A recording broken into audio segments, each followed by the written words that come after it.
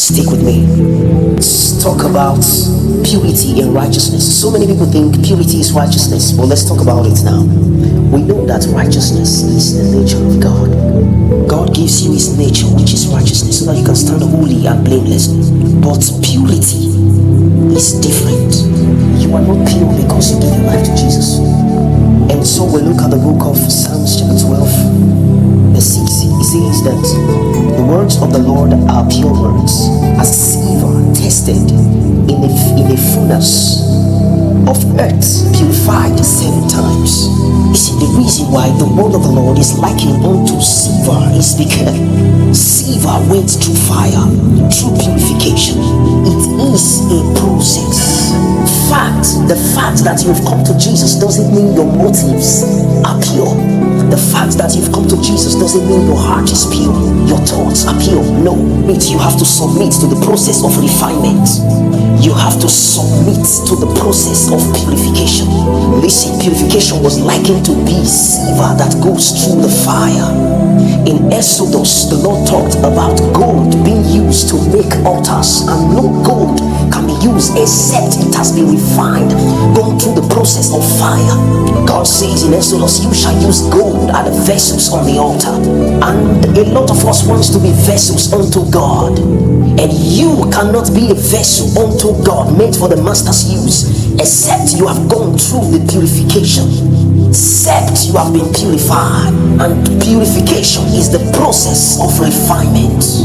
You must go through the heat. There is no gold without fire, and only refined gold was used on the altar, right in the holies of holies, in the tabernacle, right in the book of Exodus. And I'm glad to announce to you that we are now the tabernacle of God. So for him to dwell in us, there are patterns we need to follow, and one of this pattern is purification. Guys, you need to be refined. Habits needs to die. Nature needs to die. The roots of wickedness needs to die. Character problems needs to die. Doctrines you have learned needs to die. That will only happen in the process of refinement. That's the fire of the Holy Ghost.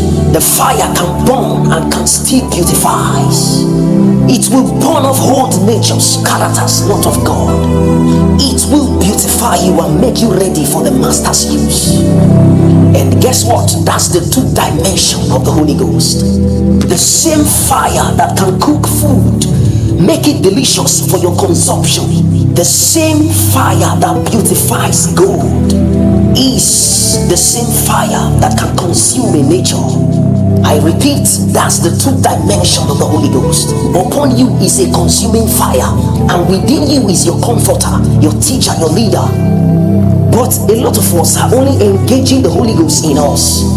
You have forgotten the dimension upon. Remember, Jesus said that the Holy Ghost will come upon you and dwell inside of you. These are the 2 dimensions of the Holy Ghost. Please don't mind my ring lights, it's just what we move on. Listen, don't be comfortable of the inner operation of the Holy Ghost. I said it is 2 dimensions, the one upon and the one inside. So people get comforted in the inner dimension of the Holy Ghost, operating in them as the sustainer, their comforter. It is beautiful. But what about the dimension upon you of the Holy Ghost?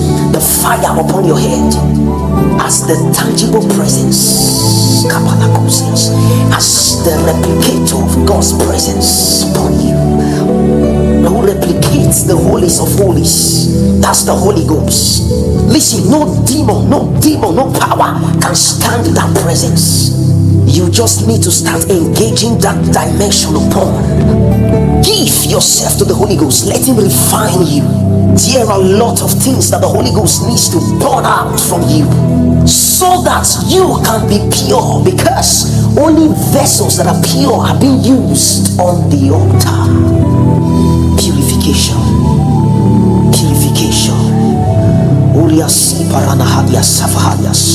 Purifying in Jesus. So purity is different from righteousness.